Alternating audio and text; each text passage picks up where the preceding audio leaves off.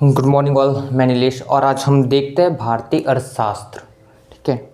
सबसे पहले CGPSC, Vyapam, UPSC, सबसे इस पर टफ काम ये रहता है कि हम इकोनॉमिक्स या अर्थशास्त्र को कैसे परिभाषित करें। ठीक है, हम इसमें क्या क्या पढ़ें, क्योंकि इसमें इतने सारे टॉपिक है कि अगर हम कोई बुक उठा के देखते हैं तो हर एक चैप्टर में अलग अलग टॉपिक आ जाते हैं, अलग अलग चैप्टर के जैसे लगने लग जाता है। तो हम ये ट्राई करते हैं कि हम ये कैसे पता करें कि हमके कौन कौन से चैप्टर हमारे एग्ज़ाम के लिए बहुत ज़्यादा इंपॉर्टेंट है और किस किस चैप्टर को हमको कितना ज़्यादा इंपॉर्टेंस देना चाहिए। ठीक है, और एक एक चैप्टर में जो है क्या क्या है, एक हर एक टॉपिक के साथ हम देखते हैं। एक विषय सूची जो है, जिसको हम इंग्लिश में बोल देते, तो अगर वो सिलेबस हो जाता है तो हम सिलेबस देखते हैं कि आज इकोनॉमिक्स का जो सिलेबस है उसको हम कैसे डिफाइन करें as exam for UPSC, CGPSC and Vyapams. तो देखते हैं, हम स्टार्ट करते हैं।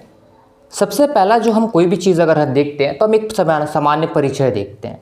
वैसे हम इकोनॉमिक्स में अगर एक सामान्य परिचय के लिए देखें तो सामान्य परिचय सबसे पहला जो हमारा चैप्टर हो जाता है जिसको हम कवर करने वाले हैं वो है एक सामान्य परिचय।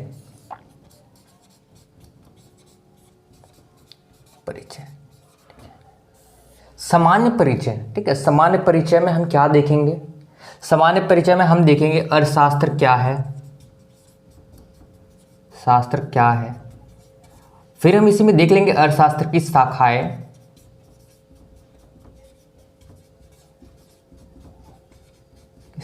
ठीक है। हम बहुत बार ये सुनते हैं कि पूंजीवादी अर्थशास्त्र है, समाजवादी अर्थशास्त्र है, माइक्रो इकोनॉमिक्स है, मैक्रो इकोनॉमिक्स है, वृहद अर्थशास्त्र है, व्यष्टि अर्थशास्त्र है। तो हम इन सबको जो ब्रीफ में देखने का काम है ये हम एक सामान्य परिचय वाले अध्ययन में कर लेंगे, जिसको हमने चैप्टर 1, ठीक है, या चैप्टर 1 का हमने नाम दिया। उसके बाद हम जो द्वितीय चैप्टर में देखेंगे वो मोस्टली हम देखेंगे कि इकोनॉमिक्स में जो जो प्रॉब्लम्स आती है या किसी देश की अर्थव्यवस्था में जो जो प्रॉब्लम आती है, जिसको हम चैप्टर वाइज अगर डिवाइड करें तो 2 चैप्टर एक साथ हो जाता है, जिसको हम एक तो बोलते हैं, तो हम इसको नाम दे देते हैं पहले तो सामाजिक समस्या है। सामाजिक समस्या में हम दो चीज का अध्ययन करेंगे। सबसे पहले तो हम इसमें करेंगे बेरोजगारी का। बेरोजगारी से इसमें मूलतः क्वेश्चन आते हैं कि घर्षण बेरोजगारी क्या है, मौसमी बेरोजगारी क्या है, और दूसरा अगर देखें तो प्रतिकर्षण बेरोजगारी क्या है, शैक्षिक बेरोजगारी क्या है, तकनीकी बेरोजगारी क्या है। तो हम बेरोजगारी पे ये सारा चीज़ जो है डेफिनेशन के साथ, बेरोजगारी के आंकड़े कौन देता है, बेरोजगारी में जो आर्थिक सर्वेक्षण उसमें बेरोजगारी दर क्या है, बेरोजगारी के लिए क्या क्या क्राइटेरिया यूज़ किया जाता है, तो सारी चीज़ों का अध्ययन जो हम सामाजिक समस्याओं के रूप में कर लेंगे। इसके बाद हम इसी में देखते हैं वह निर्धनता या पोवर्टी। ठीक है, तो निर्धनता में भी क्या क्या रिपोर्ट रही हमारी। निर्धनता में भारत के कितने प्रतिशत जो है लोग निर्धन हैं और कौन कौन धनी श्रेणी में आते हैं, सारा क्राइटेरिया जो हम चैप्टर नंबर 2 सामाजिक समस्या में देख लेंगे।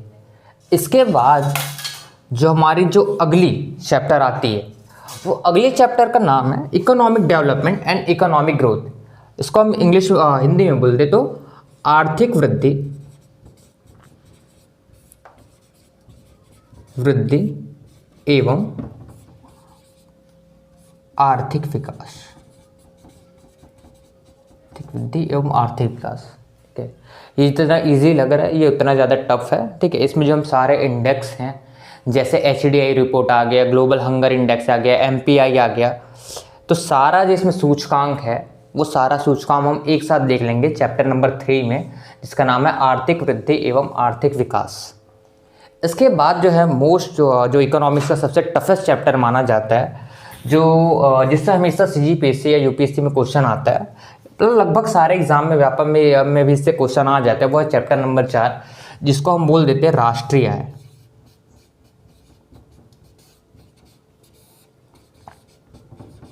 राष्ट्रीय, ये सबसे ज़्यादा मोस्ट इम्पॉर्टेंट चैप्टर। इसी में हम क्या देख सकते हैं, इसे हम देख सकते हैं GDP क्या है, GNP क्या है, NDP क्या है और RNP क्या है। ठीक है, इसके अलावा हम इसमें एक चीज़ और देख लेंगे, जो आय है, ठीक है, वो आय क्या क्या है। ठीक है, आय के जो कितने प्रकार हैं, ठीक है, आय के जो प्रकार हैं वो क्या क्या हो सकते हैं, तो सारे चीज़ को हम चैप्टर नंबर 4 में मेंशन कर देंगे। उसके बाद जो हमारा जो अगला चैप्टर आता है वो है भारत की मौद्रिक प्रणाली, मौद्रिक प्रणाली एवं मौद्रिक नीति। ठीक है, देखो ये मौद्रिक प्रणाली अलग है और ये मौद्रिक नीति अलग है। ठीक है, मार्केट को सही ढंग से चलाने के लिए मौद्रिक प्रणाली एवं मौद्रिक नीति का उपयोग किया जाता है। मौद्रिक प्रणाली में हम मुख्यतः पढ़ेंगे मनी सप्लाई, जिसका हम बोलते हैं मुद्रा आपूर्ति।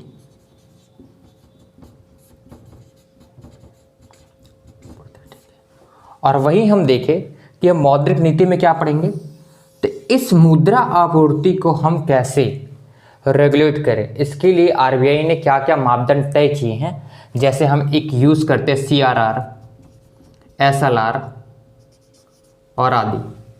ठीक है, तो हम इसको हम पढ़ लेंगे मौद्रिक नीति में, और मौद्रिक प्रणाली में हम पढ़ लेंगे मुद्रा आपूर्ति को। ये हमारा चैप्टर नंबर 5 हो गया। ठीक है, चैप्टर नंबर अगर 6 की बात करें तो हम इसमें क्या पढ़ेंगे। ठीक है, तो चैप्टर नंबर 6 जो है, ठीक है, ये तो हमारा मुद्रा की बात हो गई। ठीक है, अब हम इसमें कुछ इंपॉर्टेंट चीज़ पढ़ लेंगे। जैसे इसी में से जो रिलेटेड है, मार्केट में जब कभी कभी मंदी आ जाती है और कभी कभी महंगाई आ जाती है, तो महंगाई के वाले टर्म को हम बोलते हैं मुद्रास्फीति। ठीक है, तो हमारा जो अगला चैप्टर हम इसी से स्टार्ट करेंगे वो है मुद्रास्फीति, जिसको हम सामान्य भाषा में महंगाई बोलते हैं। ठीक है, और इसी के साथ मंदी भी पढ़ लेंगे। ठीक है, जब मुद्रास्फीति हो रही है तो मंदी भी साथ ही में हो सकता है। ठीक है, इसके क्या क्या परिणाम है, सारे चीज़ों को हम एक साथ देख लेंगे मुद्रास्फीति और मुद्रास्फीति और मंदी के रूप में। ठीक है, चैप्टर नंबर 7 में हम देख लेंगे जितने भी टैक्सेस हैं। ठीक है, कर टैक्स जो दो प्रकार के होते हैं, एक प्रत्यक्ष कर हो जाता है, एक अप्रत्यक्ष कर हो जाता है। तो हम कर को दो रूप में बांट लेंगे। ठीक है, एक है चैप्टर नंबर 7 हो गया, चैप्टर नंबर 8 डाल लेते हैं। तो इसमें हम देख लेंगे कर। ठीक है, अब कर भी दो प्रकार के होते हैं, एक होता है प्रत्यक्ष कर, एक होता है प्रत्यक्ष कर, और एक होता है अप्रत्यक्ष कर। ठीक है, ये दो कर हम टैक्सेस साथ में पढ़ेंगे हमेशा। ठीक है, प्रत्यक्ष कर क्या होता है, अप्रत्यक्ष कर क्या होता है, किस। ठीक है, जीएसटी जैसे अप्रत्यक्ष कर है, तो इस अप्रत्यक्ष कर में क्या हिस्सेदारी है, जो रेवेन्यू है भारत का, उसमें प्रत्यक्ष कर में भी देखेंगे कि जो कॉर्पोरेट टैक्स है उसकी क्या हिस्सेदारी, कितना % है भारत में वो योगदान देता है टैक्सेस में। तो सारा चीज़ जो हम डाटा के साथ रिलेट करेंगे 2022-23 के इकोनॉमिक सर्वे से। ठीक है, चलिए देन हम टैक्सेस के बाद आते हैं 9वां जो हमारा चैप्टर होगा वो है बजट। बजट ये अपने आप में बजट एक बहुत बड़ा चैप्टर है। ठीक है, बजट जो है कितने प्रकार के होते हैं, अनुदान बजट क्या है, आपूर्ति बजट क्या है, जीरो बजट क्या है। ठीक है, तो बजट के जितने भी प्रकार होते हैं और बजट को लागू कैसे किया जाता है, अनुदान बजट क्या होता है, अनुपूरक बजट क्या होता है, वो सारा चीज़ हम एक चीज़ में देख लेंगे। ठीक है, एक ही चैप्टर में देख लेंगे, वो है बजट। चैप्टर नंबर 9 हो गया। अब हम देखते हैं चैप्टर नंबर 10। ठीक है, तो इसमें हम जो बचा जो चीज़ है हमारे पास वो क्या है, फाइनेंशियल इंस्टीट्यूशन, वित्तीय संस्थान। जो हमारा अगला चैप्टर है वो रहेगा वित्तीय संस्थान। ठीक है, वित्तीय संस्थान। ठीक है, तो वित्तीय संस्थान अगर हम देखें, जैसे हमारे पास सेबी है, एनबीएफसीज हैं।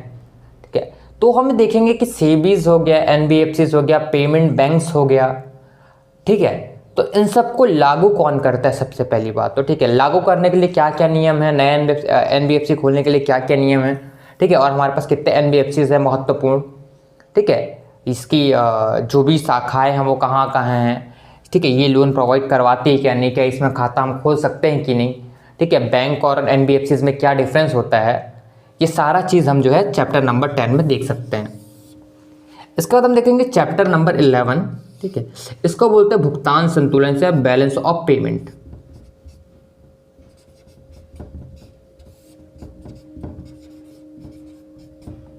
ठीक है, इसको हम बोल देते हैं भुगतान संतुलन या बैलेंस ऑफ पेमेंट। ठीक है, भुगतान संतुलन या बैलेंस ऑफ पेमेंट ये जो है हमारी अर्थव्यवस्था को किसी दूसरे देश की अर्थव्यवस्था के साथ जोड़ती है। इसी में हम रुपए की परिवर्तनीयता क्या होती है और जो है क्या क्या और हो सकता है, ठीक है, हमारा जो क्रेडिट है डेबिट है ये कैसा रहता है, ठीक है। इसमें कई प्रकार के खाते होते हैं भुगतान संतुलन में, जैसे 2 प्रकार के मुख्य खाते होते हैं, ठीक है, आयात खाता निर्यात खाता, ये क्या होता है, ठीक है। हम सारा चीज़ इसको देख लेंगे चैप्टर नंबर 11 में, ठीक है। इसके बाद जो हमारा अगला चैप्टर आता है वो चैप्टर नंबर 12 है, जिसको हम बोलते हैं विश्व व्यापार।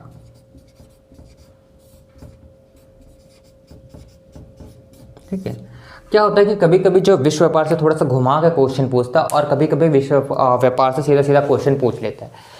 घुमा के क्वेश्चन बोलने का मतलब ये है, ठीक है, किसकी थोड़ा सा तार्किक क्वेश्चन पूछ देता है जो अभी वर्तमान में सीजीपीएससी पूछ रहे, ठीक है। और सीधा सीधा बोले तो इसका मुख्यालय कहाँ है, ठीक है, वर्तमान में इसके अध्यक्ष कौन है, तो जैसे WTO हो गया, वर्ल्ड ट्रेड ऑर्गेनाइजेशन हो गया, और जो बाकी चीज़ें विश्व संस्थान और जितने भी वैश्विक संस्थान हैं व्यापार को लेकर, वो सारी की सारी हम विश्व व्यापार में एक साथ देख लेंगे। और जो हमारा अगला जो चैप्टर आता है, जो लास्ट हमारा चैप्टर होगा, चैप्टर नंबर 13, जिसको हम बोलते हैं योजनाएं। ठीक है, इस योजनाओं में हम मुख्यतः क्या देखेंगे, जो हमारी पंचवर्षीय योजनाएं हैं, इसके अलावा सेंट्रल गवर्नमेंट और स्टेट गवर्नमेंट, ठीक है, हम ये देखेंगे सेंट्रल जो गवर्नमेंट है और स्टेट गवर्नमेंट है, ठीक है। तो ये दोनों ने अभी तक कौन कौन सी महत्वपूर्ण योजनाएं दी है, ठीक है, सौर ऊर्जा पे जैसे योजना हो गया, ठीक है, कुछ बजट हो गया, सौर बजट जिसको हम बोलते हैं वो बजट हो गया। तो इसके अलावा जो और बहुत सारी योजनाएं हैं जो सेंट्रल गवर्नमेंट और स्टेट गवर्नमेंट ने दी है, हम इन सब की बात कर लेंगे किस पे, योजनाओं पे, ठीक है। तो वैसे सामान्यतः माना जाता है कि इकोनॉमिक्स जो है बहुत टफ चैप्टर है अपने आप में, ठीक है। तो हम ट्राई करेंगे, हम कोशिश करेंगे इसको हम जितना ज़्यादा सरल तरीके से हो वो पढ़ ले, और हम ये जो 13 चैप्टर्स है उसमें ही लगभग सारे इकोनॉमिक्स का जो पॉइंट है जो 95% आपसे बन जाएगा एग्जाम में, वो हम कवर कर लेंगे। Thank you so much.